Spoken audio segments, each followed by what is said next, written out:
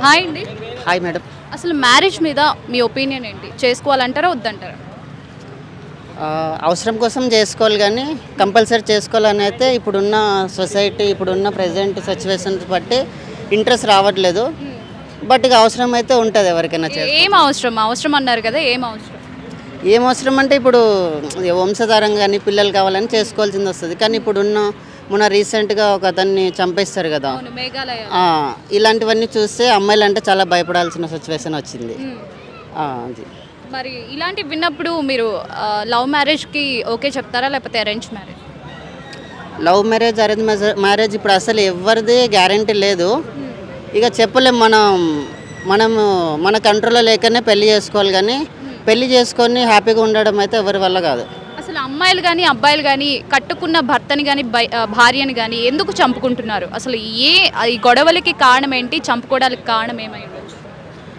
Understanding లేకపోవడం. ఇప్పుడు ఉన్న సోషల్ మీడియాలో చాలామంది ఇన్స్టాగ్రామ్ ఇవన్నీ చూసి చాలామంది ఫేమ్గా సెలబ్రిటీ అవ్వాలనేది ఎక్కువ ఉంది. కానీ ఒక ఫ్యామిలీ పరంగా మంచిగా పాజిటివ్గా ఉండాలని ఎవరికి లేదు. అయినా ఇది వరకు బాయ్స్ అలాంటి కంప్లైంట్స్ వస్తున్నాయి, ఇప్పుడు లేడీస్ ఎక్కువ అయిపోయినాయి. మరి ఇలాంటివి తగ్గాలంటే ఏం చేయాలి మనం? ఏం చేయలేం. ఇప్పుడే మనమే చూసుకొని మనమే సరిదిద్దుకోవాలి మన ప్రాబ్లం. ఎవరిని ఏం చేయలేం కదా. అండర్స్టాండింగ్ ఉండాలి ఫస్ట్.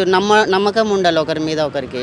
ఎప్పుడైతే నమ్మకం ఉండదో, ఎప్పుడైతే డౌట్ పడడం స్టార్ట్ చేస్తామో ఆటోమేటిక్గా అక్కడికే లైఫ్ ఎండ్గా అక్కడి నుంచి. సో మొన్న రీసెంట్గా ఒక సర్వేలో ఏమొచ్చిందంటే యూత్ 70 నుండి 80% మంది పెళ్లి చేసుకోవడానికి అసలు ఇంట్రెస్ట్ చూపించట్లేదు, సింగిల్గా ఉండడానికి ఇంట్రెస్ట్ చూపిస్తున్నారని చెప్పేసి ఒక సర్వే వచ్చింది. కరెక్టే, చాలామంది. అందులో నేను కూడా ఒక 50% కరెక్టే అని చెప్తాను. ఎందుకంటే ఇప్పుడున్న సమాజం అలా ఉంది.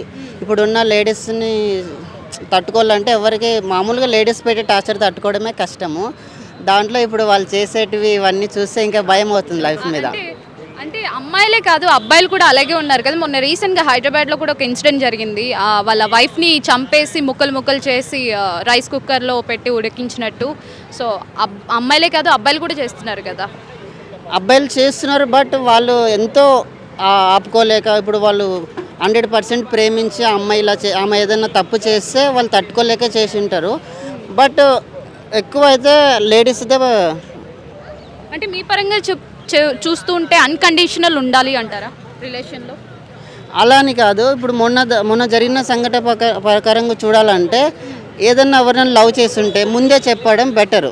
ఎందుకంటే ప్రేమించి చంపేయడం చాలా తప్పు కదా. ముందే చెప్పి, ఇప్పుడు చాలామందికి ఫ్యాషన్ కూడా అయిపోయింది. ఇది వరకు అంటే ఇంట్లో చెప్పడానికి భయపడేవాళ్ళు, అది ఇది ఉండే. ఇప్పుడు ఏం భయం లేదు కదా.